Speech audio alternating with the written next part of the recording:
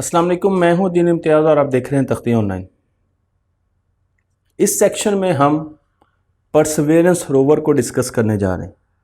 उसको लेकर जाने की टेक्नोलॉजी यानी रॉकेट टेक्नोलॉजी क्या यूज़ हुई, और उसके साथ साथ हम डिस्कस करेंगे कि परसेवेरेंस रोवर में कौन कौन सी टेक्नोलॉजीज़ और कौन कौन से सेंसर्स का इस्तेमाल हुआ है।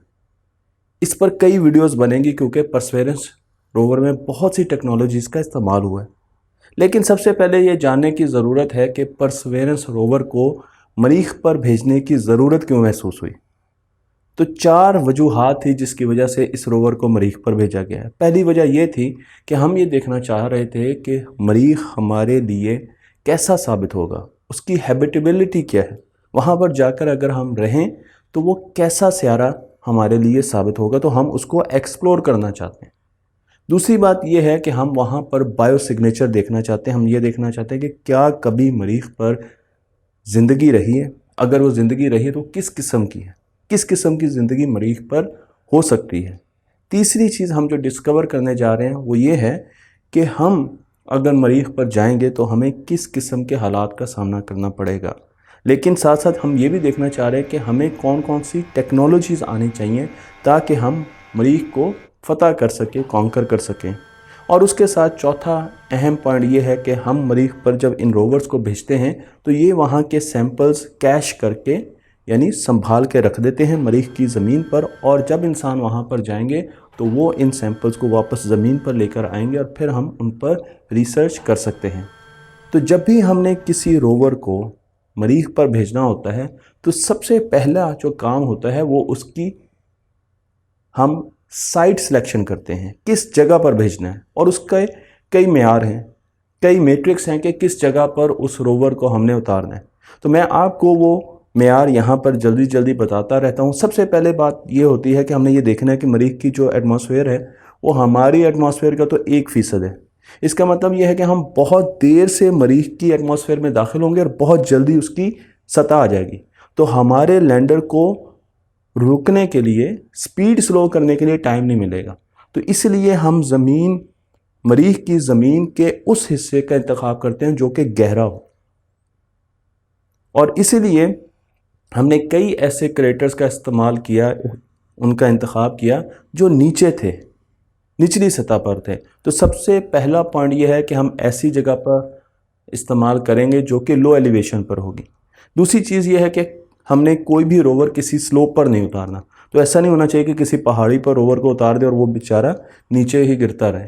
तो ये देखना है कि फ्लैट ज़मीन होनी चाहिए, और उसके साथ साथ जो ज़मीन फ्लैट हो उस पर चट्टानें कम से कम होनी चाहिए ताकि डिसेंट के दौरान या लैंडिंग के दौरान रोवर किसी चट्टान से टकरा कर डैमेज ना हो सके। हमने ये भी देखना है कि बहुत ज़्यादा डस्टी ग्राउंड भी नहीं होना चाहिए कि पता चले कि रोवर धंस गया है और उससे निकला ही नहीं जा रहा। हम ये भी देखते हैं कि इक्वेटर के पास रोवर को उतारें, क्योंकि इक्वेटर के पास टेम्परेचर्स बड़े नॉर्मल होते हैं, एक किस्म का टेम्परेचर रहता है। ज़मीन पर भी यही सूरत हाल है और मरीख पर भी यही सूरत हाल है। तो गर्मियाँ और सर्दियाँ टेम्परेचर का कम डिफरेंस होगा, इसलिए हम चाहते हैं कि हमारी इंस्ट्रूमेंटेशन ज़्यादा अरसे तक वहाँ काम कर सकें। इक्वेटर का में एक फ़ायदा ये भी होता है कि वहाँ पर सोलर एनर्जी बहुत मौजूद होती है, सन ज़्यादा अरसे तक रहता है, इसलिए सोलर पैनल्स का इस्तेमाल हम बहुत अच्छे तरीके से कर सकते हैं। इसलिए भी हम इक्वेटर को तरजीह देते हैं। और आखिरी चीज़ जो सबसे अहम पॉइंट है वो ये है कि हमने उस जगह के करीब अपना रोवर उतारना है जो कि हमारा पॉइंट ऑफ इंटरेस्ट है, जिसको हम एक्सप्लोर करना चाहते हैं। तो परसेवेरेंस के लिए हमारा पॉइंट ऑफ इंटरेस्ट था जज़ीरो क्रेटर। ये एक ऐसा क्रेटर है जो शायद बहुत अरसे पहले किसी स्पेस रॉक के आके लगने की वजह से प्रोड्यूस हो। और आप देख सकते हैं कि ये 45 किलोमीटर वाइड इसका रेडियस है, और ये तकरीबन 3.5 बिलियन साल पहले हम ये समझते हैं कि इस पर पानी मौजूद था। एक रिवर बह रहा था और आगे एक झील थी, एक तालाब था।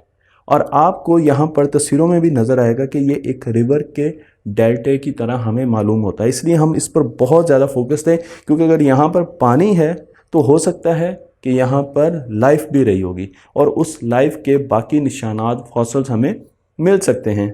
हमने 60 कैंडिडेट्स का इंतखाब किया। हमने से मुराद नासा ने 60 मुख्तलिफ ऐसे क्रेटर्स का इंतखाब किया, जगहों का इंतखाब किया, और फिर तमाम जगहों को आहिस्ता आहिस्ता हम दूर हटाते गए और फिर हमारे पास सिर्फ एक जगह बची जहां पर हमने परसेवरेंस रोवर को उतार दिया। इसको उतारने के लिए जो हमने गाड़ी का इस्तेमाल किया उसे हम एटलस V541 कहते हैं। ये मीडियम रेंज रॉकेट है जो कि हम इस्तेमाल करते हैं और इसे लॉन्च किया गया जुलाई 30, 2020 को। और अब जब मैं ये वीडियो बना रहा हूँ तो इस वक्त ये लैंड कर चुका है और परसेवरेंस रोवर इस वक्त मरीख का जायज़ा ले रहा है। ये मैं बता दूं कि ये तकरीबन 58 मीटर ऊंचा रॉकेट है, तो ये काफ़ी ज़्यादा ऊंचा रॉकेट है और इसमें सिर्फ फ्यूल का मैस 531,000 kg है, 531,000 kg। ये सिर्फ फ्यूल का मैस है जो ये लेके जाता है। ये रॉकेट 2 स्टेजेस का है। इसकी मेनली 4 कंपोनेंट्स हैं जिनको हम स्टडी करने जा रहे हैं। तो सबसे पहला कंपोनेंट है स्टेज 1।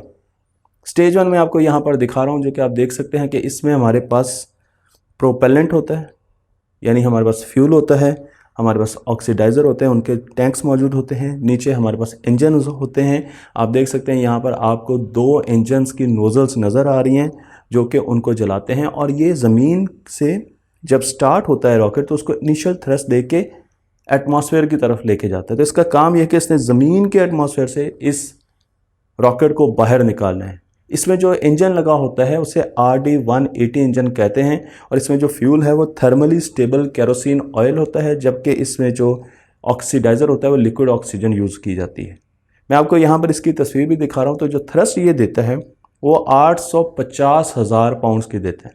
सबसे ज़्यादा थ्रस्ट अगर रॉकेट का कोई हिस्सा देता है रॉकेट को, वो उसकी स्टेज 1 देती है। और फिर हम आते हैं सॉलिड मोटर्स की तरफ। सॉलिड मोटर्स आपको दिखा रहा हूँ, ये 4 सॉलिड मोटर्स रॉकेट के इर्द गिर्द, जो मेन स्टेज है स्टेज 1 है, उसके इर्द गिर्द लगी होती हैं। और इनके नीचे अगर आप देखें तो आपको नोजल्स नज़र आ रही होंगी, यानी हर मोटर के नीचे, सॉलिड मोटर के नीचे एक इंजन भी लगा हुआ है। अगर आप इनको देखें तो ये प्रोपेलेंट होते हैं, ये सॉलिड फ्यूल्स होते हैं। मैं इन पर वीडियोस बना चुका हूं और इनकी तस्वीर भी दिखा रहा हूं। तो आप देखें कि आपको ग्रैनुलर प्रोपेलेंट नज़र आ रहा है ग्रीन कलर का और बीच में आपको एक लंबी सी पाइप नज़र आ रही है जिसमें इग्निशन होती है। और उसके बाद जब ये इग्निशन होती है, कंबस्टन होती है, तो नीचे इंजन की नोजल भी आपको नज़र आ रही है। 4 मोटर्स लगी होती हैं और इस एक मोटर की जो हाइट है वो भी 19.5 तकरीबन 20 मीटर के करीब है। ये भी काफ़ी ज़्यादा ऊंची हाइट रखती है और इसका जो थ्रस्ट होता है वो 306 के यानी 306,000 पाउंड होता है। तो जो हमने स्टेज 1 का थ्रस्ट पढ़ा था वो था 850,000 और जो सॉलिड मोटर्स हैं उनका मिला के 306,000 पाउंड होता है। तो इनका थ्रस्ट उससे कम होता है, लेकिन ये भी साथ ही काम कर रही होती है और ये भी ज़मीन से शुरू होती हैं और ये एटमॉस्फेयर तक रॉकेट को लेके चलती हैं। अब हम आते हैं दूसरी स्टेज की तरफ, स्टेज 2। इस स्टेज का नाम है सेंटोर और इस स्टेज में भी हमारे पास इंजन लगा होता है, लेकिन इसका अपना फ्यूल होता है, अपना ऑक्सीडाइज़र होता है और इसमें हमारे पास जो रॉकेट का ब्रेन है वो भी मौजूद होता है, जिसे फ्लाइट कंट्रोल कंप्यूटर कहा जाता है, जो कि पूरी फ्लाइट को कंट्रोल कर रहा होता है।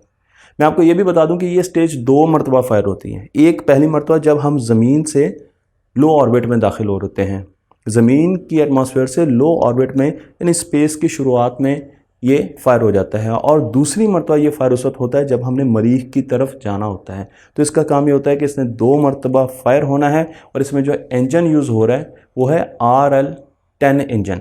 इसने ज़मीन के मदार से रॉकेट को निकालना है और मरीख की तरफ धकेलना है। इसमें लिक्विड हाइड्रोजन यूज़ होती है और लिक्विड ऑक्सीजन यूज़ होती है। तो फ्यूल और ऑक्सीडाइज़र भी मैंने आपको बता दिया और इसका जो थ्रस्ट है वो 22,300 पाउंड्स है।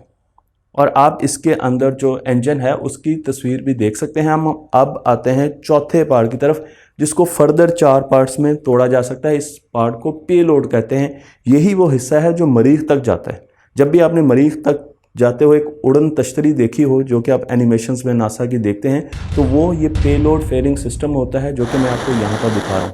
इसमें भी कई चीज़ें हैं, मैं आपको इसके 5 हिस्से यहाँ पर दिखा रहा हूँ, जिसमें पहला हिस्सा है जिसे क्रूज स्टेज कहा जाता है और इसका काम यह है कि इसमें पावर सप्लाई होती है। सारी की सारी पावर सप्लाई का काम यहाँ पर हो रहा होता है। इसने मरीख की एंड तक इस रोवर के साथ जाना है और फिर इसमें कम्युनिकेशन सिस्टम लगा होता है, इसमें नेविगेशन सिस्टम लगा होता है। तो जितना भी हम, क्योंकि इसमें थ्रस्टर्स भी मौजूद होते हैं, इसलिए ये नेविगेट भी करता जाता है कि हमने जब मरीख की तरफ जाना है तो हम रास्ते से भटक तो नहीं गए। और फिर इसमें सोलर पैनल्स भी मौजूद होते हैं, क्योंकि इसने पावर प्रोवाइड करनी होती है, इसलिए सोलर पैनल भी इसके पास मौजूद होते हैं जो कि सूरज से एनर्जी ले रहे होते हैं। फिर इसी तरीके से मैं आपको दूसरे कंपोनेंट की तरफ लेके चलूँगा जिसे बैक शेल कहा जाता है। इसकी शक्ल से आपको अंदाज़ा हो रहा है कि प्रोटेक्शन के लिए, कि किसी किस्म की कोई चीज़ आके टकराए या ये ज़मीन पर गिरे, सतह पर गिरे मरीख की, तो ये इम्पैक्ट को बर्दाश्त कर सके, वाइब्रेशंस को बर्दाश्त कर सके। इसमें एडिशनल थ्रस्टर्स भी लगे होते हैं और इसमें वो पैराशूट भी लगा होता है जो एंड पर जाकर मरीख की एटमॉस्फेयर में खुलता है, जो कि हमने कई मरतबा देखा है। फिर हम डिसेंट स्टेज की तरफ आते हैं। इस स्टेज का काम यह कि इसने उतारना है, इसने रोवर को मरीख की सतह पर उतारना है, इसलिए इसके पास 8 थ्रस्टर्स होते हैं। इसने 8 थ्रस्टर्स के साथ, आप देख भी रहे हैं, इस पर तस्वीर भी आपको नज़र आ रही है और मेरी भी इसके साथ एक तस्वीर है जो कि मैं आपको दिखाऊंगा, और वो 8 थ्रस्टर आपको यहाँ पर नज़र आ रहे हैं। इसमें लैंडिंग रेडार भी लगा होता है और केबल रेडार। तो रेडार्स क्यों लगे होते हैं? ताकि ये हर वक्त ज़मीन की, मरीख की सतह का एल्टीट्यूड देखता रहे कि मैं कितना करीब आ गया हूँ, कितना करीब आ गया हूँ, और उस तरीके से ये अपने इंजन्स को कंट्रोल कर रहा होता है। और इसमें एक स्काई क्रेन या स्काई लिफ्ट भी लगी होती है जो कि एंड पर जाकर रोवर को स्ट्रिंग्स की मदद से मरीख पर उतारती है। मैं अब रोवर की तरफ आता हूं, तो हम परसेवरेंस रोवर की बात करेंगे, क्योंकि इसको मैं डिटेल में डिस्कस करने वाला हूं। इसलिए मैं आपको जल्दी बता देता हूं कि इसके 6 पाँव होते हैं, यानी व्हील्स होते हैं, और ये 7 फुट लंबा इसके पास एक रोबोटिक आर्म होता है, और इसमें camera, instrumentation, different technologies use होती हैं जो कि हम बहुत डिटेल में कई वीडियोस लगाकर उनको पढ़ेंगे। और फिर हम आते हैं हीट शील्ड की तरफ। हीट शील्ड को भी हम डिस्कस करेंगे जब हम इसकी लैंडिंग और डिसेंट को डिस्कस कर रहे होंगे। लेकिन मैं आपको सिर्फ ये बताना चाहता हूँ कि हीट शील्ड ऐसे मटीरियल से बनी होती है जो कि बहुत ज़्यादा टेम्परेचर को बर्दाश्त कर सकती है, क्योंकि हीट शील्ड ने मरीख की एटमॉस्फेयर में दाखिल होना है। तो इस पर जो टेम्परेचर आना है वो तकरीबन 2100 डिग्रीज। हमारे पास जो बॉयलर्स होते हैं जो कारखानों में लगे होते हैं वो 400-500 डिग्री पर स्टीम प्रोड्यूस कर रहे होते हैं, इंडस्ट्रियल स्टीम प्रोड्यूस कर रहे होते हैं। 2100 डिग्री इस हीट शील्ड को चाहिए, ये बेयर कर सकती है, बर्दाश्त कर सकती है। इसके बहुत से टेस्ट किए जाते हैं और रिसेंटली इस लॉन्च से पहले इसका एक टेस्ट नाकाम हुआ था। हीट शील्ड मैं आपको दिखा रहा हूँ, आप देख सकते हैं वो डैमेज हो गई थी, और बहुत ज़्यादा कंसर्न थे कि क्या इस हीट शील्ड के साथ इस रोवर को भेजा जाए, और फिर नासा ने डिसाइड किया कि हमें इसको भेजना चाहिए।